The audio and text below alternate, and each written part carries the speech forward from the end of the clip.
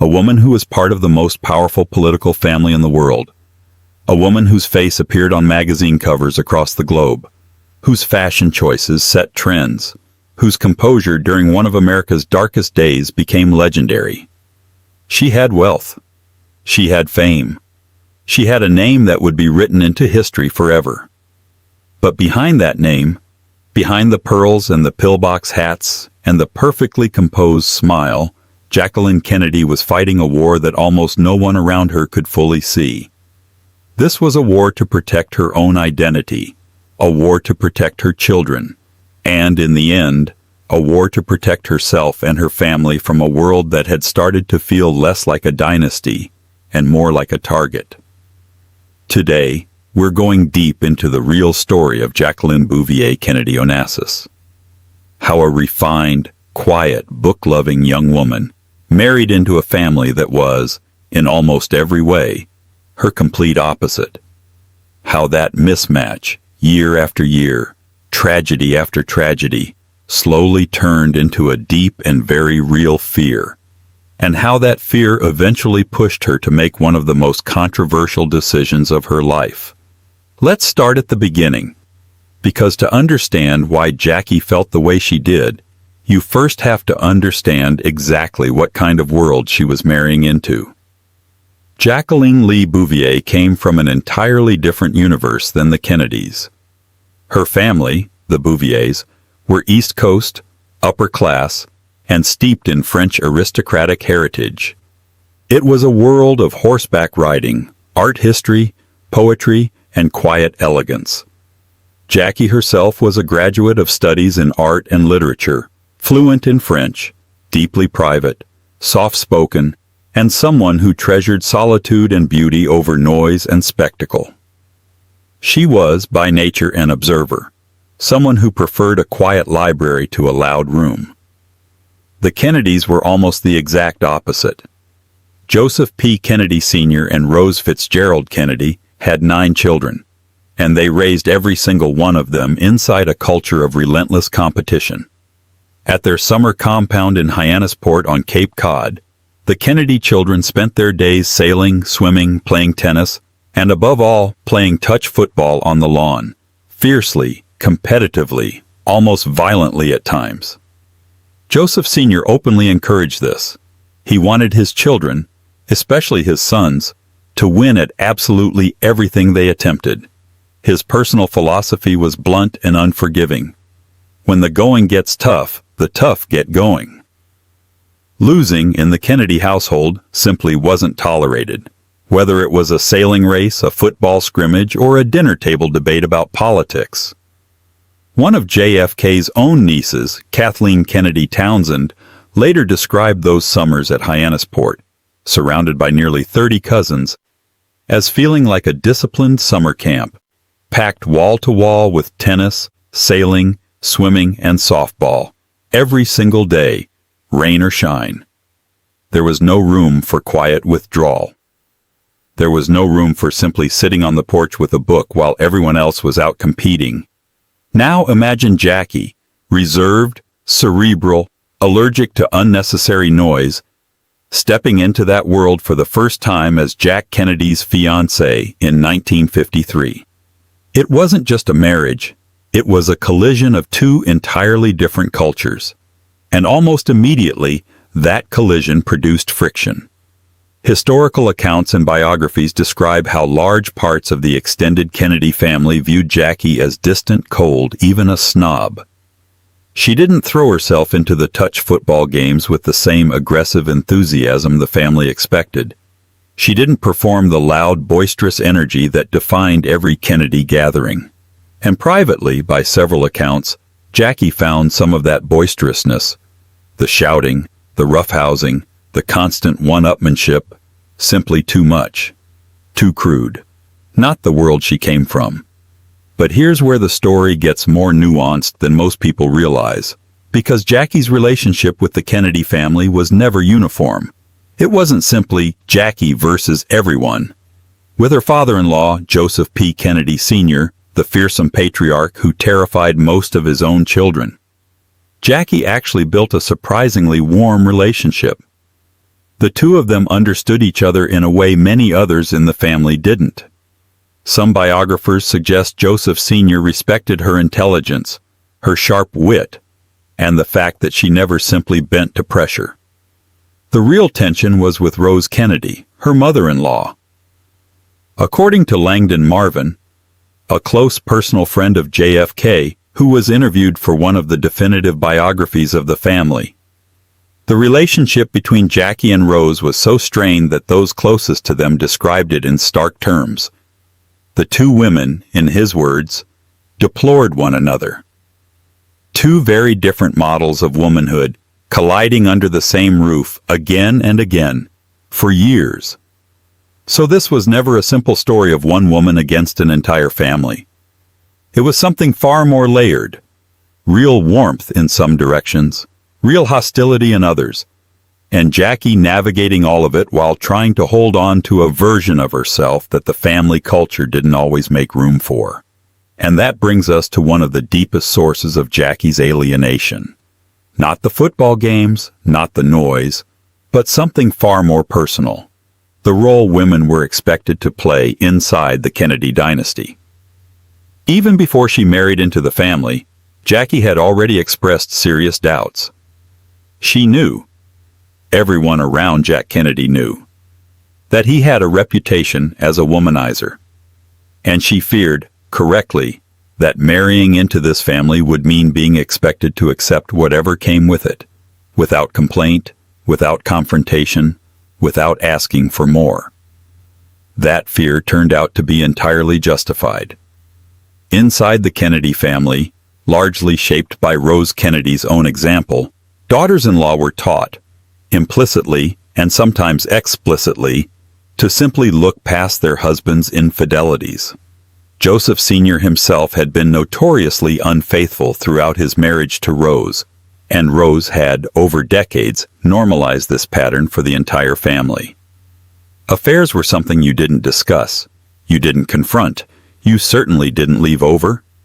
You accepted them, and you carried on, because the family's political ambitions came first, always. JFK, unsurprisingly, followed the same pattern. His relationships outside the marriage were numerous and, at times, brazen, including, most famously, his relationship with Marilyn Monroe. For Jackie, carrying this burden privately while performing the role of the poised, elegant wife in public was an enormous weight. There's a well-known story, passed down by friends close to the couple, that captures exactly how Jackie chose to handle this pain. Not with rage, not with public confrontation, but with a kind of icy, dignified composure. She once found another woman's underwear in her own bedroom. Instead of exploding, she simply handed it to JFK and said coolly, "Can you find out where these came from? They're not my size." No screaming, no scene, just quiet, devastating precision. Some biographers, including Danforth Prince and Darwin Porter, who co-wrote a detailed account of Jackie's life, go further, claiming that at one point, before Jack became president, Jackie seriously considered divorce. According to their account, Joseph Kennedy Sr. personally intervened, offering her as much as $1 million to stay in the marriage, specifically to protect his son's rising political career and clean public image. This claim isn't universally confirmed by historians. It remains one of those stories that lives in the gray area between rumor and documented fact. But it's been repeated across multiple sources examining Jackie's life, and it fits the broader pattern of how the family treated personal pain as something to be managed, not addressed. And yet, despite all of this pressure, Jackie refused to fully surrender her own identity. She was known to avoid visiting the Kennedy compound at Hyannisport whenever she reasonably could, even during her years as First Lady, when the compound essentially functioned as the summer White House. Instead, she carved out a space entirely her own. When JFK gave her the funds to design and build a personal retreat, she chose the rolling hills of Virginia, far from Cape Cod, far from the noise, far from the family, and built a home she called Wexford. It was, in many ways, a quiet declaration. This is my space, separate from theirs. She raised Caroline and John Jr. with her own values, her own sense of privacy, her own standards, not simply as another generation of insular, hyper-competitive Kennedys. That, in itself, was a form of quiet resistance. But everything that came before, the cultural friction, the emotional distance, the guarded boundaries, was about to be overshadowed by something far darker. Now we arrive at the most painful chapter of this story. Loss followed Jackie throughout her life, again and again, almost without pause. In 1955, she suffered a miscarriage. In 1956, her daughter Arabella was stillborn. Then, while living in the White House as First Lady, her newborn son Patrick died just 2 days after birth, struggling with a lung condition doctors couldn't save him from. And only 3 months after burying her infant son, on November 22, 1963, in Dallas, Texas, her husband, the President of the United States, was assassinated while sitting directly beside her in an open-top motorcade. Jackie was close enough to reach for him as the shots rang out. Her pink Chanel-style suit, soaked in blood, became one of the most haunting images of the 20th century, a symbol not just of a nation's grief, but of one woman's unimaginable personal devastation, played out in front of the entire world. But for the Kennedy family, tragedy didn't begin, or end, there. JFK's older brother, Joseph Kennedy Jr., the golden child Joseph Sr. had once groomed to become the family's first president, was killed in 1944 when his bomber exploded during a volunteer mission in World War II. His younger sister, Kathleen "Kick" Kennedy, died in a plane crash in France just a few years later. Death, for this family, was not an occasional visitor. It was a recurring character in their story. And then, in June of 1968, it struck again. Robert F. Kennedy, JFK's younger brother, and someone Jackie had grown remarkably close to in the years after her husband's death, was gunned down at the Ambassador Hotel in Los Angeles, just moments after declaring victory in the California presidential primary. Of all the Kennedy siblings, Jackie had a particularly deep bond with Bobby.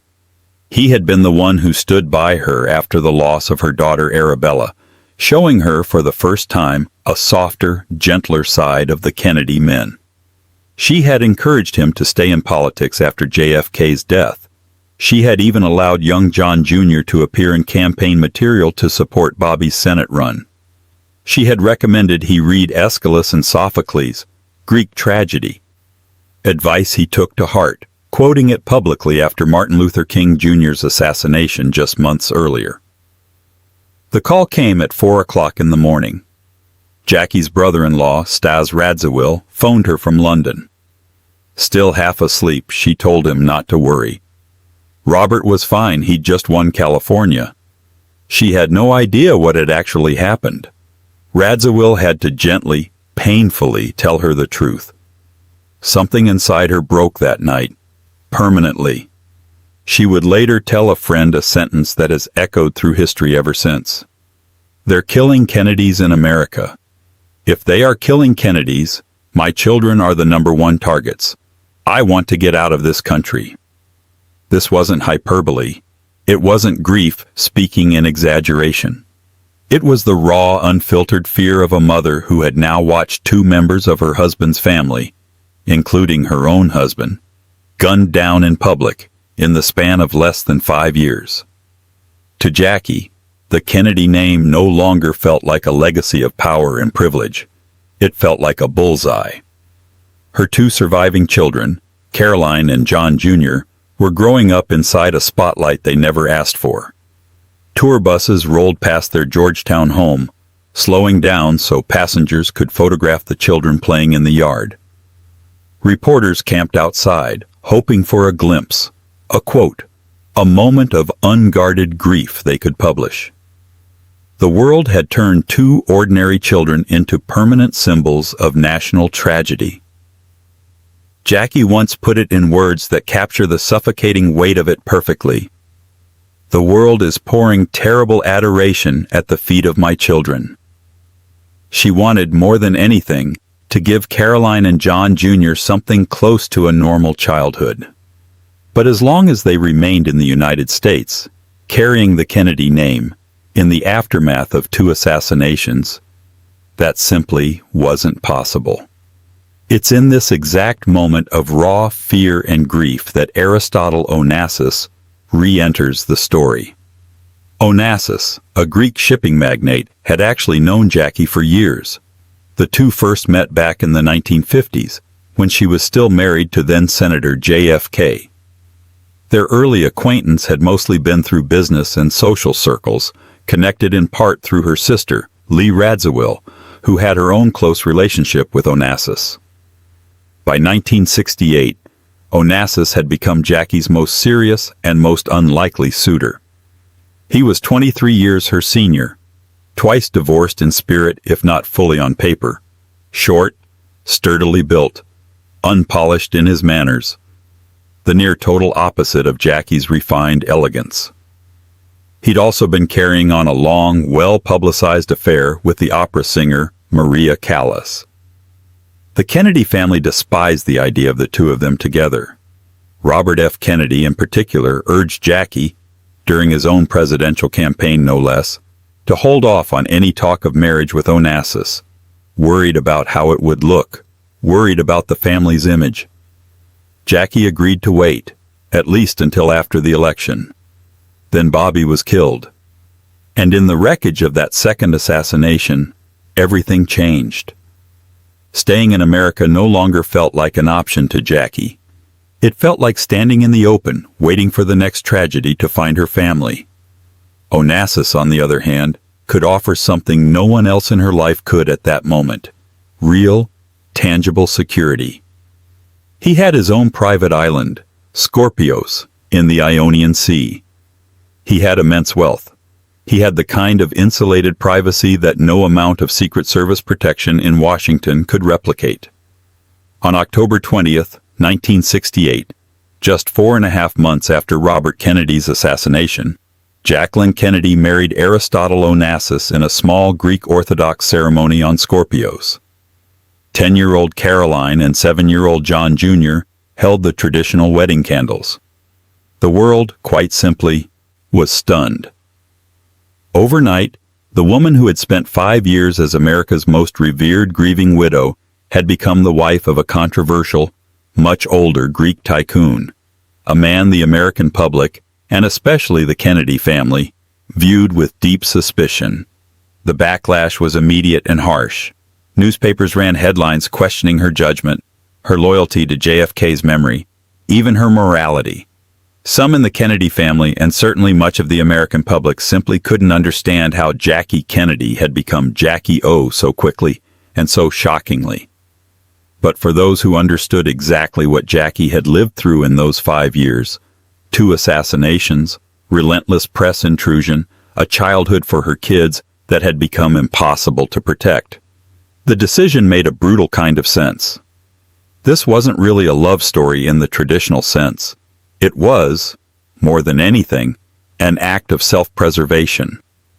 A mother choosing safety over sentiment, privacy over public approval, distance over danger. The marriage itself was far from a fairy tale. Jackie and Onassis spent much of their 6.5 years together on opposite sides of the Atlantic. Jackie remained based in New York during the school year, where her children were being raised and educated, while Onassis ran his shipping empire from Europe. Even during Onassis's visits to New York, he often chose to stay at his own suite at the Pierre Hotel, rather than with Jackie. Their time together was largely confined to summers on Scorpios. The relationship was, by multiple accounts, strained by his continuing affair with Maria Callas, and in one particularly cruel episode, Onassis reportedly tipped off photographers about Jackie sunbathing nude, resulting in humiliating paparazzi photographs published around the world. Despite all of that, Jackie had gotten what she had married for. Her children grew up with a level of protection and privacy that would have been unimaginable had she remained in the United States, defenseless against a press and a public that treated her family's grief as public property. So, was Jacqueline Kennedy actually afraid of the Kennedy family, in the way the question is often framed? Not literally. Not in the sense of physical fear of the people themselves. What she felt was something more complicated. A persistent emotional alienation from a culture that never fully made room for who she really was. A deep discomfort with a value system that expected women to silently absorb humiliation for the sake of political image. A guardedness born from years of watching a powerful, glamorous family also be a family defined again and again by devastating loss. She entered a world where women were expected to be subservient, where infidelity was an open secret everyone agreed never to mention, and where the family's political ambitions came before almost everything else, including, at times, her own well-being. And rather than dissolve into that mold, Jackie built her own boundaries, brick by brick. She created her own retreat away from the compound. She raised her children by her own values, not the family's traditional script. And when the ultimate fear, the fear of losing her children the way she'd lost her husband and brother-in-law, became too real to ignore, she made the hardest, most controversial decision of her life, and left. Jacqueline Kennedy. Onassis's story is so much bigger than the glamorous, mythologized image most people remember. The pillbox hats, the Camelot legend, the effortless elegance. Underneath all of that was a woman constantly negotiating grief, public scrutiny, and a family culture that was never entirely her own. And through all of it, through miscarriages, stillbirths, a husband's assassination, a brother-in-law's assassination, and a controversial second marriage that the whole world judged her for, she never stopped fighting for one thing: the safety and identity of her children. That, more than any photograph, any fashion moment, any campaign speech, is the real legacy of Jacqueline Kennedy. If you enjoyed this deep dive into the real history behind Jackie Kennedy's life, make sure to like this video and subscribe for more. And let us know in the comments, which member of the Kennedy family story would you like us to cover next?